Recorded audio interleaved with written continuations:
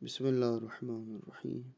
ماہ رجب 195 ہجری کی 10 تاریخ تھی جب امام رضا کو پروردگار نے وہ بیٹا عطا فرمایا جسے ان کے کمالات کا وارث اور ان کے منصب کا جانشین قرار دیا۔ اس وقت آپ کی عمر مبارک تقریباً 47 سال گزر چکے تھے۔ لوگ کبھی آپ کی امامت میں شک کرتے تھے کہ آپ کا کوئی فرزند نہیں ہے، کبھی آپ کو طعنہ دیتے تھے کہ اللہ نے آپ کو لا ولد بنایا، یہاں تک کہ ایک شخص نے آپ کو خط لکھ دیا کہ آپ لا ولد ہیں، لہذا آپ کی امامت مشکوک ہے۔ آپ نے فرمایا ان قریب مجھے ذات پروردگار ایسا بیٹا عطا کرے گا جو میرا وارث ہوگا، حق و باطل کے درمیان امتیاز کرنے والا ہوگا۔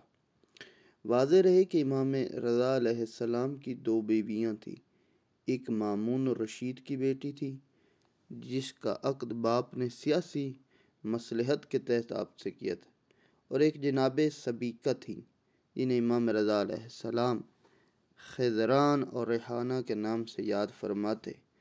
جب جناب ماریہ قبطیہ کے خاندان سے تھی اور ان کی کنیت ام الحسن تھی، لیکن یہ قدرت کا انتظام تھا کہ اس نے آپ کے وارث کو عجم خاتون کے بطن سے پیدا کیا اور سرکار کی بیٹی یعنی سیاسی جو خاندان تھا اس شرف سے محروم رکھا۔ آپ کی عمر مبارک 3 یا 4 سال کی تھی کہ امام رضا نے بعض افراد کے جواب میں اس امر کی تصریح فرما دی تھی کہ یہ میرا بیٹا میرے منصب کا وارث، یہی امام وقت ہوگا، اس کی امامت پر تعجب کی کوئی گنجائش نہیں کہ خدا نے بچپنے میں ہی جناب یحییٰ کو نبی بنا دیا تھا۔ خراسان آنے کے بعد بھی خیرانی کے والد کا بیان ہے کہ میں نے حضرت سے پوچھا کہ آپ کا وارث کون؟ آپ نے فرمایا ابو جعفر۔ میں نے عرض کی وہ تو ابھی کم سن ہے۔ فرمایا مالک کائنات اس سے بھی زیادہ کم عمر میں جناب عیسیٰ کو نبی اور صاحب کتاب اور صاحب شریعت بنا دیا تھا۔ بادشاہان وقت میں وقت ولادت ہارون رشید کے فرزند امین کی حکومت چل رہی تھی، اور اس کے بعد بھائی نے مامون نے اس کو قتل کر دیا۔ پھر مامون کا زمانہ آیا، پھر اس کے بعد معتصم عباسی خلیفہ آیا، اور انہی کے زمانے میں 25 سال کی عمر میں آپ کو شہید کر دیا گیا۔ امام جواد کی عمر تمام ائمہ سے کم ہے۔ آپ نے دار دنیا میں صرف 25 سال گزارے، لیکن کمالات و فضائل، نشر علوم، احکام میں کسی طرح کی کمی یا کوتاہی نہیں ہوئی، بلکہ فرماتے ایک ایک جلسے میں تقریباً 30,000 سوالات کے جوابات عنایت فرما دیتے تھے، اور جلسے کا سلسلہ 3 روز تک مسلسل قائم رہتا تھا۔ امام رضا علیہ السلام کو زہر دینے کے بعد سر دربار امام کے اعلان کے بعد جہاں پر امام نے بتا دیا تھا کہ یہ میرا بیٹا ہوگا، مامون کے سارے تانے بانے ایک مرتبہ پھر بکھر گئے کہ اب تک تو صرف عباسیوں کی شکایت تھی کہ ہمارے ہوتے ہوئے علویوں میں یہ سلسلہ چل رہا ہے، اب اس کا کیا کیا جائے۔ اس نے بھی بڑے ہی چالاکی کے ساتھ امام محمد تقی علیہ السلام کو اپنی بیٹی دی۔ اتفاق وقت کے ایک دن بادشاہ کی سواری چل رہی تھی اور آپ ایک راستے میں کھڑے ہوئے بچوں کے ساتھ کھیل رہے تھے کہ کس طرح سماج کے بچے بے تربیت ہونے کی بنا پر اپنا وقت کھیل کود میں ضائع کریں، کس طرح سلاطین زمانہ امت کی تربیت کی طرف سے غافل ہو گئے۔ اچانک بادشاہ کی سواری آئی، بچے بھاگ گئے۔ حکومت نے انہیں صرف شاہی آداب میں احترام کی تربیت دی تھی، کھیل کود کے بارے میں انہیں کوئی تربیت نہیں دی۔ سارے بچے سواری کو دیکھ کر بھاگ گئے، لیکن امام وہاں کھڑے رہے، اور اس نے صاحب سواری نے پوچھا، بادشاہ نے جرأت و حیرت کا اظہار کرتے ہوئے پوچھا کہ تم نے راستہ کیوں نہیں چھوڑا؟ تو آپ نے فرمایا نہ راستہ تنگ تھا، نہ میں گناہگار تھا کہ بھاگنے کی کیا وجہ ہو سکتی تھی، صرف ایک ہی امکان تھا کہ تو ایسا ظالم ہو کہ بغیر وجہ کے سزا دیتے، اور یہ میں نہیں کہہ سکتا کہ تو ظالم ہے۔ اس نے مزید حیرت کا اظہار آگے بڑھ گیا، واپسی میں ایک مچھلی کی شکار کر کے لایا، اسے مٹھی میں دبا کر آپ کا امتحان لیا کہ یہ کیا ہے۔ آپ نے نہایت تفصیل کے ساتھ مچھلی کی اصل تک بیان فرما دی کہ ذات پروردگار نے آسمان و زمین کے درمیان دریا پیدا کی، ان دریاؤں میں مچھلیاں پیدا کی، سلاطین وقت شکار کا ذوق دیا، اپنے بازوؤں کے ذریعے مچھلیوں کا شکار کر کے خاندان نبوت کا امتحان لیتے۔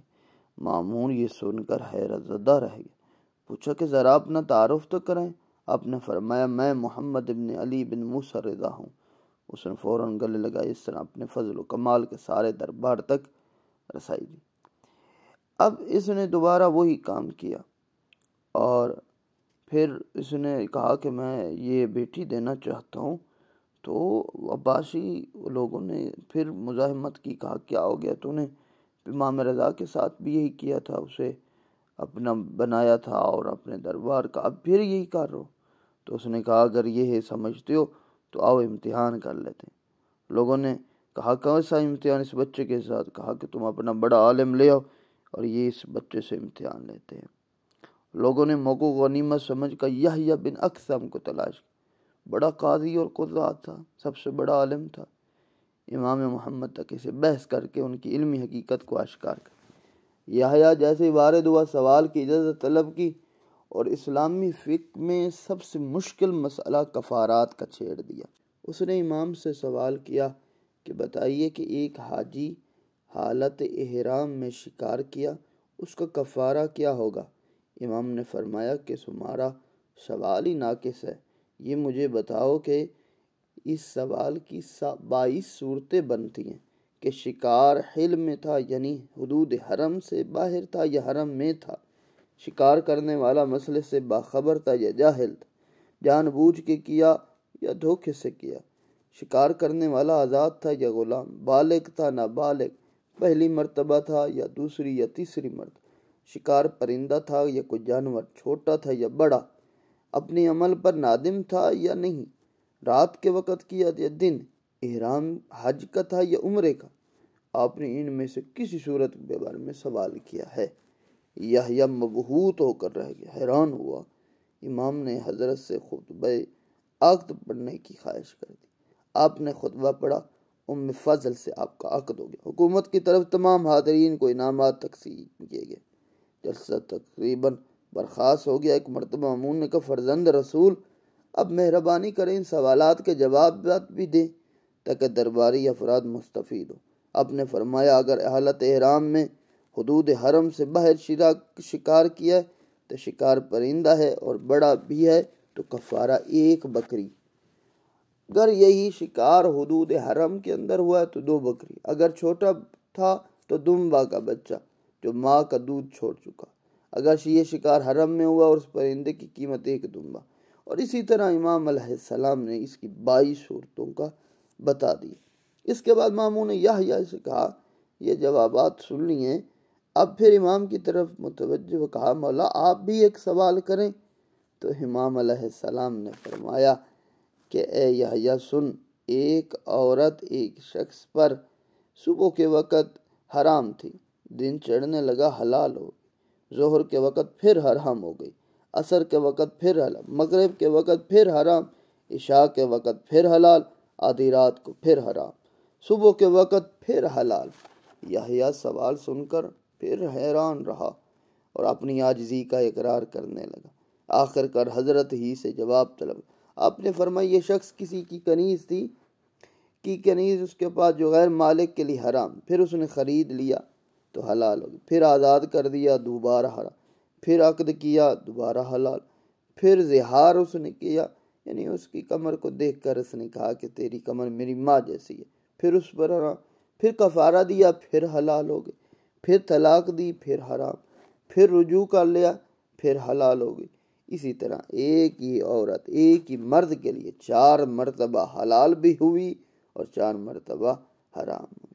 یہ کوئی معمہ نہیں ہے، یہ شریعت اسلام کا کھلا ہوا مسئلہ ہے جس کے ادراک کے لیے شریعت پر مکمل عبور درکار ہے، جو شرف رب العالمین نے صرف خاندان رسالت کو ہی عنایت فرمایا۔ عقد ہوا اور امام محمد تقی علیہ السلام کا مقام و مرتبہ اس دربار میں اور ان لوگوں کے اندر عیاں ہو گیا، اور اسی طرح یہ سلسلہ سوال و جواب اور امام علیہ السلام کا وہاں پر موجود سب کے ساتھ چلتا رہا۔ پھر امام علیہ السلام کی زندگی کے تقریباً 7-8 سال امام کی زندگی امام رضا کے ساتھ گزرے، اگرچہ باپ سے ان کی شہادت کے 3 سال قبل ہی جدا ہو چکی۔ اس کے بعد آپ کو اپنی دور قیادت کا آغاز ہوا۔ مامون ہی کو برسر اقتدار دیکھا، اس سے پہلے باپ کے زیر سایہ رہ کر ان تمام معاملات کو دیکھ چکے کہ جو عالم اسلام میں پیش آ رہے تھے۔ امام محمد تقی کو بغداد طلب کیا گیا۔ آپ نے اپنی روانگی سے پہلے امام علی نقی یعنی اپنے بیٹے کو جانشین کا اعلان کیا، جیسے کہ اسماعیل بن مہران کی روایت ہے کہ جب حضرت پہلی مرتبہ بغداد جا رہے تھے تو میں نے پوچھا خدا نہ کرے کوئی حادثہ پیش آ گیا تو امت کا وارث کون؟ آپ نے فرمایا کہ مطمئن رہو میں واپس آؤں گا، لیکن جب دوسری مرتبہ معتصم کے بلانے پر تشریف لے گئے تو فرمایا اب اس خطرے کا وقت آ گیا۔ یہ کہہ کر گریہ کیا اور فرمایا کہ میرا وارث میرا بعد میرا فرزند علی ہوگا۔ شہادت یہ ایک طے شدہ حقیقت امام کی شہادت زہر سے ہوئی، اور یہ بات بھی مرسلات میں سے ہے کہ آپ کو زہر معتصم نے ہی دیا ہے، اور اس امر میں واضح شواہد ہیں کہ اس کے ذریعے ام فضل کو قرار دی کسی دوسرے وزیر کو، جیسا کہ بعض روایات میں وارد ہوا ہے کہ دعوت میں بلا کر زہر دی۔ بہرحال امام مظلوم کی بہت سخت حالات کے اندر امام علیہ السلام کو شہید کر دیا گیا۔ کرامات بہت زیادہ ہیں۔ فرماتے میں فضل کے عقد کے دوسرے دن حضرت کی خدمت میں حاضر ہوا ایک شخص کہتا ہے تو مجھے بعض دعاؤں کے استعمال کی بنا پر شدید پیاس لگی تھی کہ یہ دوائیں جو میں کھا رہا ہوں کیا ہوگا، ان کے یہاں کا پانی نہیں پینا چاہتا تھا، تو آپ نے میرے مطالبے کے پانی طلب کیا، تھوڑا سا خود نوش کیا، باقی مجھے عنایت فرما دیا۔ جس کے بعد مجھے یہ اندازہ ہوا کہ شیعوں کے امام واقعاً لوگوں کے اسرار اور رموز سے باخبر رہتے ہیں۔ اس واقعے سے اندازہ ہوتا ہے کہ محبان آل محمد کے گھر پانی نہ پینے کا سلسلہ نیا نہیں ہے، بلکہ یہ مامون رشید کے دور سے چلا آ رہا ہے۔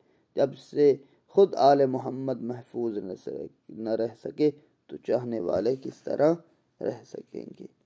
اقوال میں سے فرماتے ہیں مومن کی عزت لوگوں سے بے نیازی میں ہے، ظاہر میں خدا کے دوست باطن میں اس کے دشمن نہ بنو، اور جس نے خدا کی راہ میں ایک دوست حاصل کر لیا گویا جنت میں ایک گھر حاصل کر لیا۔